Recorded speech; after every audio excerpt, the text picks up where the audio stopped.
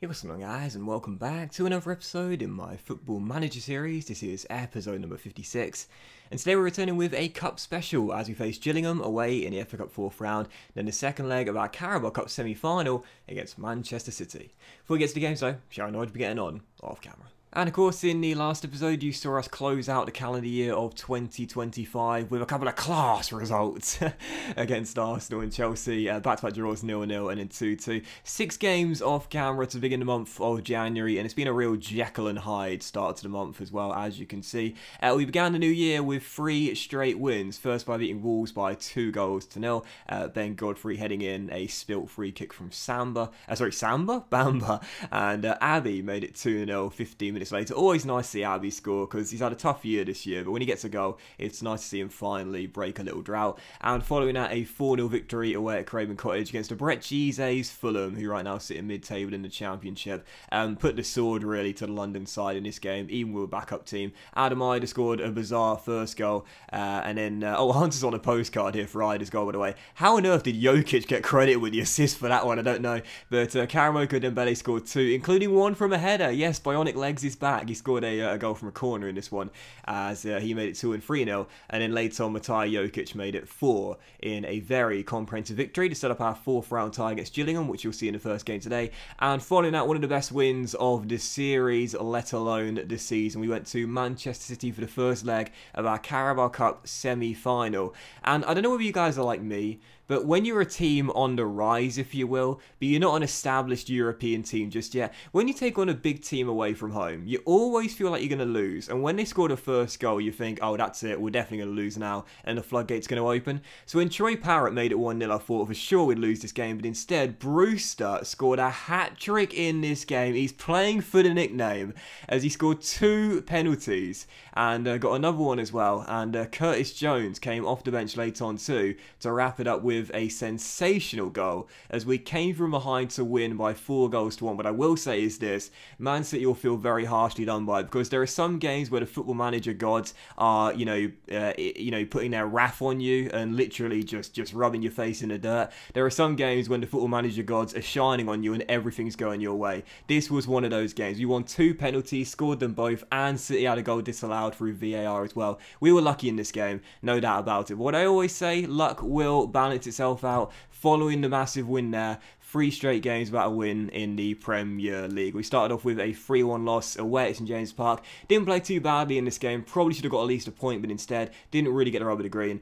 Newcastle scored, I believe, all 3 goals from crosses and set pieces. Go figure. Jan Valery and Lucina Traore getting the first 2 goals in the first half. And whilst 5 minutes after the restart, Thomas Basir did score a contender for goal this season. Sadly, it was just a consolation goal, because later on, El Younousi scored another cross goal, this one, as the Magpies made it 3-1, and right now they're in great form, Newcastle United, making an outside push for a European place. And after that, another loss away at Anfield against Liverpool, where we were beaten by 2-0. Thought Zangarandi should have saved the first shot, really. Sadly let a tame effort trickle in at his near post, and 18 minutes later, the Reds went 2-0 up, and we failed to get anything from that game. And our third and final game off camera, not a bad result this one, a 1-1 draw at home to Arsenal, but really, again, we should have won it. Didn't really get luck in this game. Hit the woodwork twice, I believe.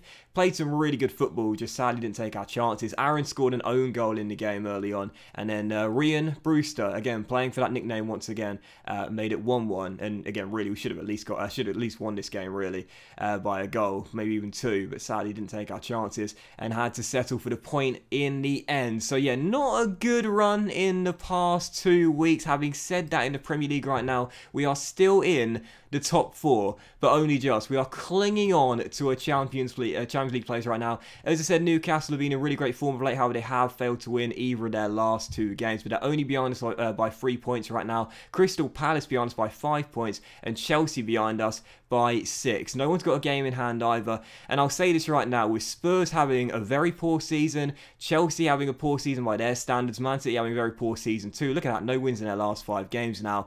I'll say this now: This is the best chance we'll ever get at qualifying for the Champions League in this season. So if we don't do it this season, I don't think we'll ever do it. We're not going to catch Arsenal. They're 12 points clear of us in the race for the title right now. I think it's going to be a three-horse race for the Premier League, but that fourth and final spot is up for grabs. This is the season where us, Newcastle, Crystal Palace, Aston Villa, Bournemouth, Brighton, if you like as well, these teams will never have a better chance to finish in a Champions League place. It's now or never. And so, with nothing else to show you in the run-off camera, let's dive into the first of the two games in the Cup special today. I rarely do Cup games on camera, but today we're going to do two of them. As we take on Gillingham away in League One right now. Gillingham, by the way, 17th place in League One, so out of form. Not having a great season in the league right now. I'm certainly fancying our chances, even after no wins in our last three games. Whilst we might feel like we've got 1 foot in the Carabao Cup final ahead of the second leg, as City need to score 4 goals at Carrow Road. I'm still going to pick a weakened side for this game and a stronger team for that game, because I'm taking no chances in that second leg. I want to reach my first ever domestic cup final, and I'll never forgive myself if I pick a weakened side for the game and we end up losing at 5-0 or whatever. Right now in the injury report, only Abby is down with a twisted knee, but he should be okay for our next league game in a week's time, and this will be our team with everyone else fighting fit. Freenis is back in goal. We've got a back four of Alex Telles, Akuaku, Basira and Warburton, with Jones, O'Connor and Madison in the midfield trio. On the wings, Jokic and Dembele. They only really start Cup and European games now because we don't operate with wingers in our normal tiki-taka system. And up top, Adam Ida. On the bench, Zangrandi, Godfrey, Madu, Longstaff, Rose, Firmino and Brewster as well. So first game, it's League One Gillingham. Let's make it through to the 5th round of the FA Cup. Come on, you Canaries. By the way, how good has Alex Telles been for us this season? He's been solid. He's been really, really solid for us this year. In limited game time, he's filled in when required for Sanabria, either being too tired or getting a knock. He's done really well. He's got a couple of assists. And, sometimes I know you guys can rag on my veteran freebies, but, I'd say a couple of them throughout this save have done really well. Marcelo a few years ago, and Alex Telles this year. I guess the secret is Brazilian left-backs. Having said that, the other Brazilian veteran in our team, Bobby Firmino, has been nothing other than poor. And I think that's a compliment to the guy with the pearly whites. He's been very poor this season. But we might need him to come off the bench in this game and rescue us, as we're still tied at 0-0. Again, no wins in our last 3 games. This could be a potential banana peel. And the last thing we want is a replay, as Akuaku heads away to free kick and a chance to break here. Now Jokic is away and the Serbian's got so much pace as he storms down the left. He's going to take it all the way and fire it wide of the post. Still 0-0, far better team so far, but I won't feel comfortable until we've broken that deadlock. Madison crossfields to Telles. And Alex Telles will slide into Jokic. Now O'Connor takes over. He shoots and puts into the side netting as it's still 0-0. Having shots, but only 3 of our 13 attempts have fallen on target. That sums up Norwich City in a nutshell. Madison, back to Curtis Jones, playing deeper in this team today, and now O'Connor takes over and puts it wide, and again, another shot which fails to test the goalkeeper. 3 in 14. 3 in 16, that's terrible. 3 in 18, wow, that is absolutely awful. I've got Ryan Brewster on the bench, but I don't want to have to bring him on. I'm going to assertively say to the boys, I'm far from pleased from this performance so far. We should be at least a goal up here. Have I got work the boys into the box on? No, I don't, so I'll put it on now. I'll play a little bit shorter in our passing directness too. Look for neat and tidy build-ups as opposed to long balls forward. And I don't think I'll make any changes. In fact, I will. I'm going to go 4-2-3-1 today instead of 4-1-2-3. Push Madison and Jones up and make no change to personnel so far. 45 minutes to go. Last thing we need is an extra game in the calendar. Madison to Curtis Jones. And Jones will look for a space to shoot, and he'll find Jokic instead, and the shot is straight at the goalkeeper. In 23 shots today, we've only had 4 on target. That is shocking, and whilst Ida is going to find Dembele who scores, that goal is not going to count. Absolutely no way. Adam was a mile offside. That's getting chalked off. Adam, man, you've got to leave. You're apprehensive out there. You've got to go, mate. Why did you reject that move from Bournemouth, for goodness sake? I'm going to bring on Ryan Brewster, and Maz has not played too badly out there, but I'm going to go with a kid. Will Rose. I'm going to bring him on for the final 25 minutes and see if he can make himself a hero. Let's go very attacking as well. I don't think Gillingham will get many chances today. 25 minutes to avoid the embarrassment of a replay as Madison shoots and puts it over. 10 minutes to go. Can you imagine if Gillingham go and win this? It might well happen, And Lindelof. Oh, straight at Farinas. If they would have won it from now, I would have been fuming. Shocking, shocking, shocking. Absolutely shocking. This should not have happened today. Poor. Really poor. And you know, every single season, in every single Football Manager save you do, there'll be a patch of form where you really struggle. This is our patch of form this season. You know, we've had a really, really great campaign all across the board, really. But now we're beginning to struggle. No wins in our last 4 games. Held to a replay by League One Gillingham. So disappointing. It's the absolute last thing we need right now. You know, we've got the Europa League second knockout round coming next month. We've got the second leg of our EFL Cup semi-final in 4 days' time. Brighton a week later. And there's some really, really big games in February as well. That is the last thing we needed today. Don't get me wrong, I fancy our chances of taking them out on a replay, but point is we shouldn't need a replay. We should have made it through. Anyway, we'll do the 5th round draw here, because I do think we will be going through to it, albeit the second attempt, as we head into the last 16, and let's see who we'll have. We've been the first draw out of the hat, and we've got, oh great, Man City in the next round if we make it through the replay, which again I think we will be able to do. So we've got them in the EFL Cup semi-final, and now if we get through the replay, we'll add them in the FA Cup 5th round as well. So the replay is actually coming in midweek between 2 big Premier League games against Brighton and Bournemouth, who have both been in pretty decent form this season. And again, no wins in 4. It could become no wins in 5 today as well. Starting to worry. Again, this will happen every single season. You're always going to a little bit of a poor patch of form at some point, but it's come at the wrong time. I mean, is there ever a right time to go into poor form? Anyway, oh, by the way, one brief thing as well. Man City have just signed a player that you guys could have signed for me in the summer. Do you remember this right back, Robin Maiha? I showed you him on Twitter. I put him in the poll for a player that you guys could sign. In the end, you opted to go for Bamba. I'm certainly got no problem with that because Bamba's been amazing, but Robin Maiha went to Manchester City just a week ago. He's played 2 games in the Premier League so far, and he's got some absolutely amazing stats as well. So it's a shame, because I think next season he probably would have been my #1 target, as we have no backup right back from Max Aarons, but he's now at Man City, so we'll never get him again. And just before we play the second and final game today against Man City in the second leg of the EFL Cup semi-final, the second leg of the other ties will actually play tonight, Manchester United versus Brighton. Brighton won the first leg by a goal to 0, but I do expect the Red Devils to come from behind and win this tie, as the second leg is at Old Trafford. And let's see who will be going through to the final to possibly face us if we make it through. It is indeed Manchester United. They win the second leg by 3 goals to 2, so they are through to Wembley to face either us or Manchester City.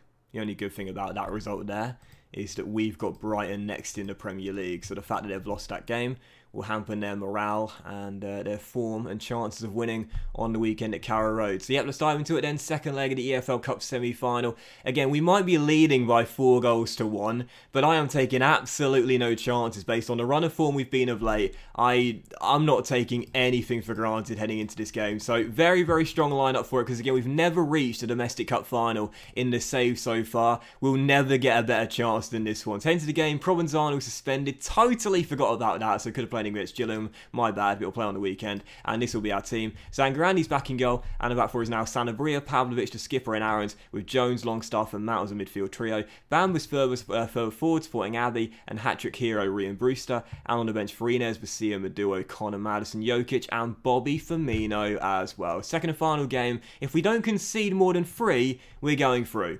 Come on, you Canaries. Hey, you know, Sander Berger in the lineup. I really don't want to come back and play, that's why. He don't want to come back and play. I bet he's injured. Is he injured? I might as well just check. Where are we here? Players. No. Oh, he's on the transfer list. Oh, dear, Sander. Oh, dear. Oh, dear. Good, because that means we'll get a profit. I told you when we negotiated that clause there. Some of you guys were saying, oh, I think you've undersold Sander Berger there. This is why I was fine with the transfer fee rearranged. 50% of the next fee goes to Norwich City. So that means if he does go for the transfer listed fee of, what is it, 45 million now? I think it is 45.5 mil. We'll get 22.75 mil of that added to the 70 mil we got last season. So that's why I was fine with that, because Man City have got a revolving door policy in this save with their star players. You'll notice this, they'll sign a star player and within a couple of years he'll be gone to another club. I think I made the right call there, and that might prove to be the case. You know, we could play some 4D chess as Bamba floats in a free kick and Brewster turns it in to make it 1-0. The lino's not moving, so I think it'll be disallowed for offside, and it is indeed. VAR chalks it off, so second time in a row we've had a goal disallowed for offside, but both of which correct, although that is very tight, that. I must say, from there, I only got a split second to look at it, but he actually looked onside there to me. Well, VAR says no, so we'll go with what VAR says. But anyway, he looked onside to me. But yeah, we could play 4D chess with that Sander Berge deal, you know. Because you remember when we brought James Maddison back to Norwich City, there was a percentage of next sale clause that Norwich had agreed with Leicester many years ago. And after we signed him back from Leicester, the clause was still active, so we got some money back. So again, we could do the same with Sander Berge. Buy him and get a little bit of cash back for him again. Not sure I want him, though, as Abby heads it in, and there is the goal to go from. Oh, no, you are joking. You are joking. Oh, for goodness sake. Second goal disallowed for offside. And again, look how tight that is. Doesn't he look onside to you? I think he's onside there.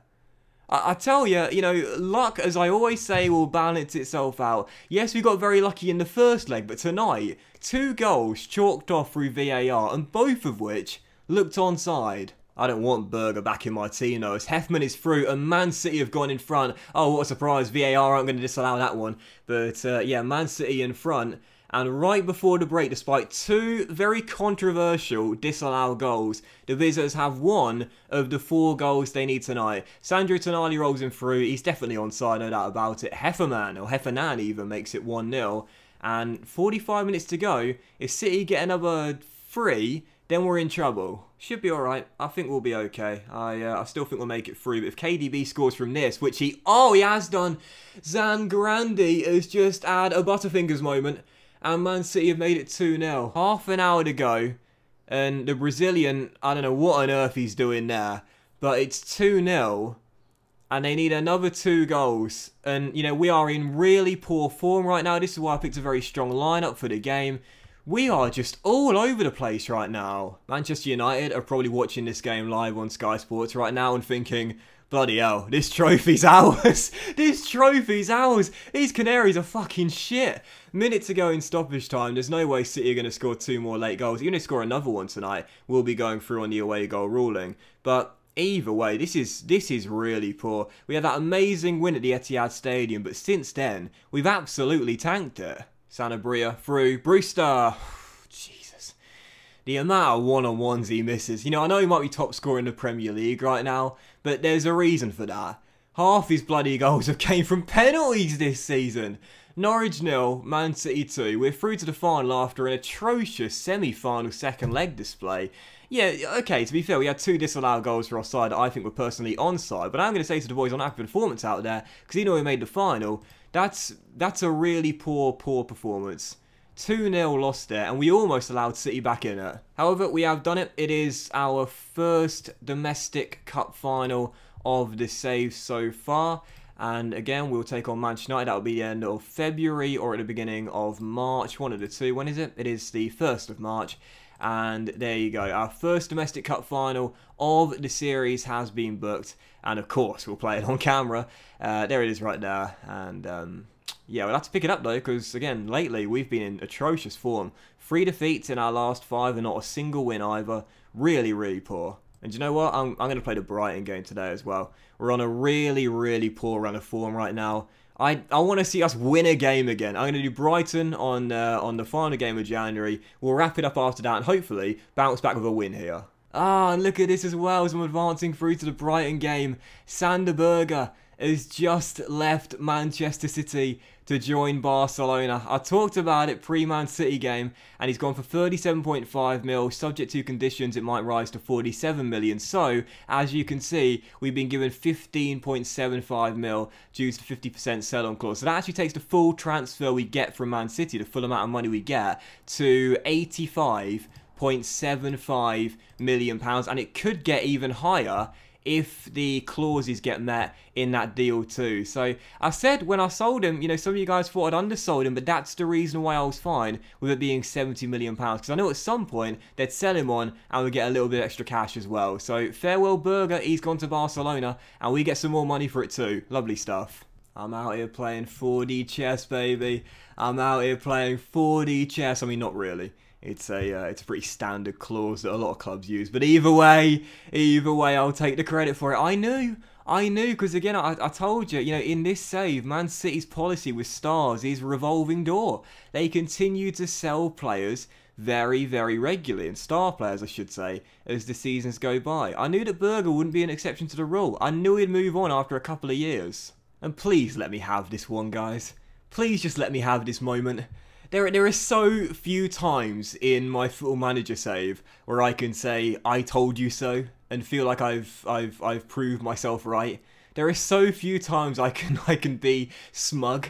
Let me have this moment, please. Plus, right now, considering the form we're in, I'm going to celebrate anything. We're in an absolutely tragic run of form, so I need a positive, and I'm going to celebrate that as my positive. No wins in 5, 3 defeats in 5, and now Brighton at home to wrap up the month of January. And I really hope we return to winning ways here on the back of a bad loss in midweek. If we don't, we might... Actually, no, we won't fall out of the top 4, but either way, we'll be cut out to goal difference. Unless we can get a big point at the very least here. So come on, Norwich City, let's return to winning ways. Today's the day we get out of our woeful run of form. So into the game, sticking with the tiki-taka system, but it might well be time for a change based on our recent results, and this will be our team. Once again, very strong lineup, no hiding place for the team that played on in midweek. A very similar lineup today. Zangrandi in goal, back for Sanabria, Basia, Godfrey and Owens with Provenzano back in alongside O'Connor and Mount. Bamba's further forward supporting that duo again of Abbey and Brewster, and on the bench Freenes, Pavlovic, Madu, Longstaff, Madison, Dembele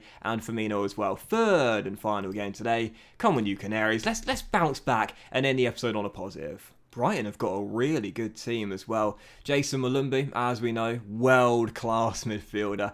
What I'd do to have him at Millwall permanently, but such a great player. I know it's never going to happen.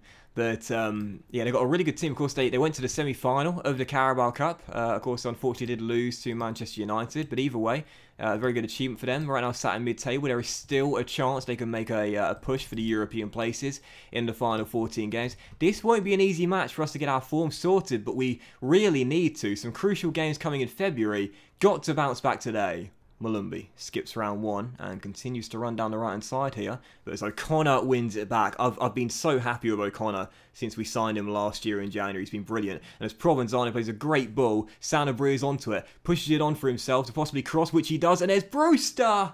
Playing for the nickname, gets another goal. 17 for the season, top scorer in the Premier League. And we have the early goal. Provenzano, I've talked about him before, with the stats he's got and the media description of him being an attacking midfielder. Some people might think I'm wasting him, playing him in deeper, as Lopez has a case of the Butterfingers there. But as I mentioned before, I prefer Bamba further forward, due to the creativity he's got, and Provenzano's range of passing as O'Connor heads that free kick from Herman just over the bar. His range of passing, the dictate tempo trait, which I absolutely love on a deep line playmaker. I just think he's better suited playing further back in our team and just opening up space. As Sanabria is taken down, that should be a penalty, and Rian mostly scores penalties. Brewster has a chance for another one. If he wins the golden boot, I think half the goals he ends up with will come from the spot. Rian sends the goalkeeper the wrong way. He doesn't miss from 12 yards though. He scored every single one this season. 18 goals in the season, and I'm telling you now, at least 8 have been through penalties. It is absolutely crazy how many penalties he won this season. And Brewster, I mean, to be fair to the guy, they all count. He's got to score them, and he always does. He's got ice in his veins from 12 yards as he makes it 2-0, gets his second, and as now as Mount fouling Sanabria, a chance for a third. It's Abbey, shots blocked, and the second attempt well saved by Lopez. Much better performance today. So glad I came back for a third and final game today, man. I did not want to end today's episode off on a real negative, but instead, we see the Sanderberger sale gets us some more money, and now we're tuning up on Brighton as well. I'll tell you the one negative right now, though. Sheffield United are winning again. And the significance of this is that of late they've been in amazing form. They're going to climb up into mid-table if they get a win in this game as well. And as I mentioned before, Dominic Pohlman's one of our main targets, their centre-half, has a relegation release clause. As Basilla heads in the Bamba free kick and makes it free, he has a relegation release clause of £48 million.